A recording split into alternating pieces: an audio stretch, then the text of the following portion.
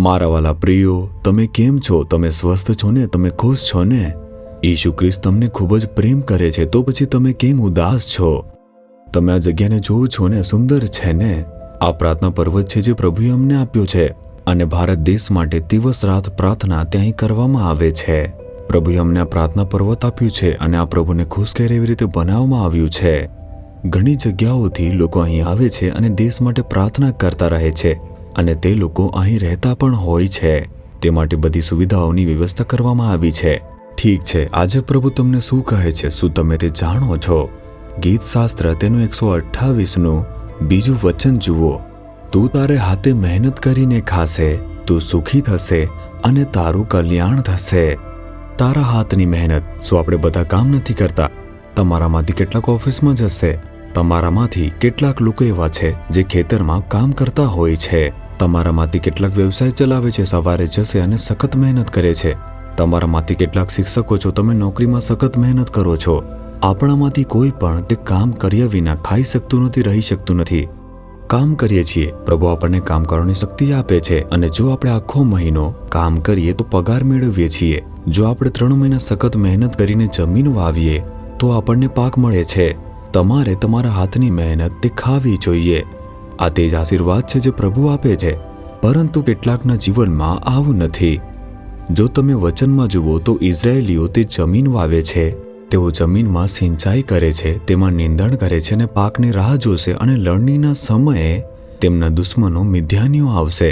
મોઆબીઓ જે પડોશી રાષ્ટ્રના હતા તેઓ આવે છે અને તે લોકોને ભગાડે છે, અને તેમનો પાક લઈને તે ભાગી જશે. તેઓ ખેતી કરનાર મહેનત કરતા હોય છે, પરંતુ દુશ્મનો આવશે અને તેને છીનવી લેશે. આજે ઘણા બધા લોકો છે જે આખા મહિના દરમિયાન મહેનત કરશે, તે કામ કરે છે અને અંતે વ્યાજના નામે બીજું કોઈ પૈસા લઈ જશે. નહીંતર તમે કેટલીક ખરાબ ટેવોને સ્થાન આપ્યું છે, અને તે ખરાબ ટેવો તે તમારા પૈસાને છીનવી લે છે. તે લોકોના પૈસા તે કઈ જગ્યાએ જાય છે તેમને તે કશું ખબર નથી. કેટલાક લોકો તેમના બધા પૈસા હોસ્પિટલમાં આપે છે, સંઘર્ષ કરી રહ્યા છે. તે કારણ વગરના નુકસાનથી અને અમુક લોકોના લીધે ભોગ બની રહ્યા છે. તો પછી તમે જે મહેનત કરો છો, કમાઓ છો, તે ખાઈ શકતા નથી. બીજું કોઈ તે લે છે, તે ક્યાંક જતું રહે છે. પરંતુ પ્રભુનું વચન શું કહે છે? તું તારા હાથની મહેનતનું ખાવાનો છે.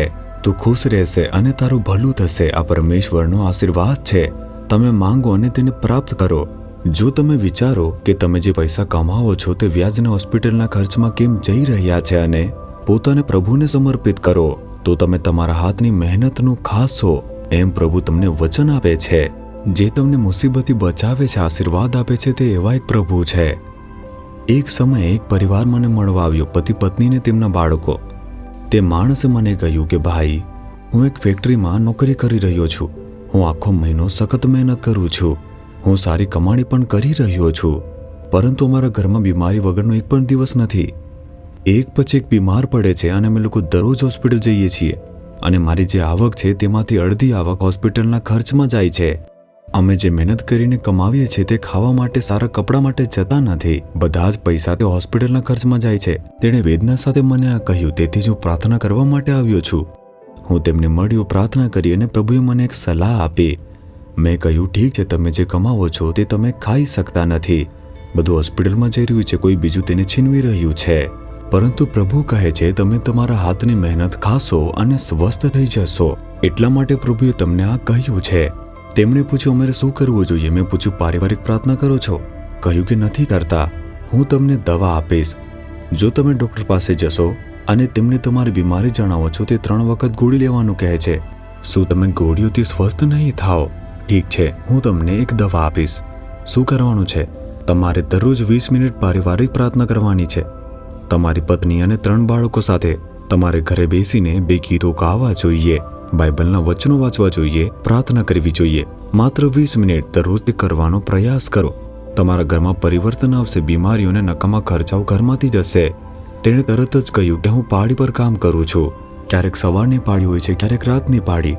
તમે જોયું, પ્રાર્થનાની વાત આવે ત્યારે બહાના આવી જશે. પરંતુ ખોરાક માટે જો આપણે દિવસમાં 3 વખત ખાવું હશે તો ખાશે. જો તમારે દિવસમાં 3 વખત પાણી પીવું પડશે કે જ્યુસ લેવું પડશે, હું તે બધું જ કરીશ. દિવસમાં 3 વખત દવા લેવાની છે, હા, હું તે કરીશ. આપણે બધું સ્વીકારીશું, પરંતુ ફક્ત પ્રાર્થના માટે આપણે કારણો આપીશું.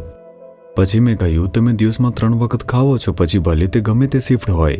તમે સ્નાન કરો છો, તૈયાર થાવ છો, કપડાં પહેરો છો, બધું જ થાય છે. જ્યારે પ્રાર્થનાની વાત આવે છે, તમે બહાના આપી રહ્યા છો. શું તમે તમારી શિફ્ટને કારણે ખાવાનું ખાતા નથી? ખાઓ છો ને? અને તેવી જ રીતે તમારી જે પણ શિફ્ટ હોય તે શિફ્ટ મુજબ સમય ફાળવો. કેટલાક દિવસમાં સવારે પ્રાર્થના કરો. જે દિવસોમાં તમે તમારું કામ પૂરું કરીને સાંજે આવો, રાતના પ્રાર્થના કરો. જ્યારે પહોંચી ન શકો, પત્ની બાળકોને પ્રાર્થના કરવાનું કહો. જો તમે આમ કરશો, તમે પરિવર્તન જોશો. ઠીક છે, અમે આવી રીતે કરવાના છીએ.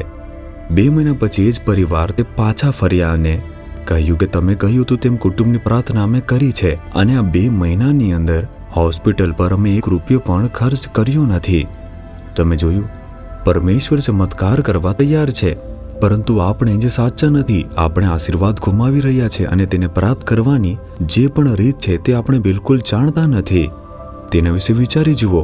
શા માટે તમારા નકામા ખર્ચા થાય છે? પૈસા કમાવો છો, બીજું કોઈ લઈ જાય છે. તમે જે પૈસા કમાવો છો તે વ્યાજ તરીકે બીજા કોઈ પાસે જતા રહે છે. પ્રભુ કહે છે, તમારે તમારા હાથની મહેનત ખાવી જોઈએ દીકરા. શું એટલા માટે જ મેં તમને નોકરી આપી નથી, શિક્ષણ આપ્યું નથી? શું એટલા માટે મેં તમને વ્યવસાય આપ્યો નથી, જમીન આપી નથી, આશીર્વાદ આપ્યો નથી? જો તમે તેને ગુમાવશો, તમારે વિચારવું જોઈએ, હે પ્રભુ, મારી ભૂલો અને પાપોને માફ કરો અને અમને અમારા હાથની મહેનતનું ખાવાનો આશીર્વાદ તમે આપી દો પ્રભુ. આ વ્યાજ અને દીવાથી અમને મુક્ત કરી નાખો પ્રભુ. ઈચ્છો છો ને? જો તમે પ્રભુને પ્રતિબદ્ધ થાઓ, પારિવારિક પ્રાર્થના પણ કરો તો અને વચનો અનુસાર ચાલવાનું શરૂ કરો તો એક મોટો ફેરફાર તમે જોશો. તે આજે તમારા હાથની મહેનતનો આશીર્વાદ તમને આપશે. આજથી પરિવર્તન આવશે. શું વિશ્વાસ કરો છો? જો હા, તો આંખો બંધ કરીને પ્રાર્થના કરો, હે પ્રભુ, તમે લોકો તમારા હાથની મહેનત ખાશો. આમ તમે અમને વચન આપ્યું છે. હું મારા જીવનમાં સખત મહેનત કરીશ અને જે પૈસા કમાવું છું તે બગાડવા ન જોઈએ, વ્યાજમાં ન જવા જોઈએ, નકામા ખર્ચા ન થવા જોઈએ. પ્રભુ, એક ચમત્કાર કરો અને આજથી તમે મને આશીર્વાદ આપો. અમારે અમારા હાથની મહેનત અને અમારા કામનો પુરસ્કારનો આનંદ માણવો જોઈએ. અમને તે મુજબ આશીર્વાદ આપો. ઈશુના નામમાં. આમીન, આમીન.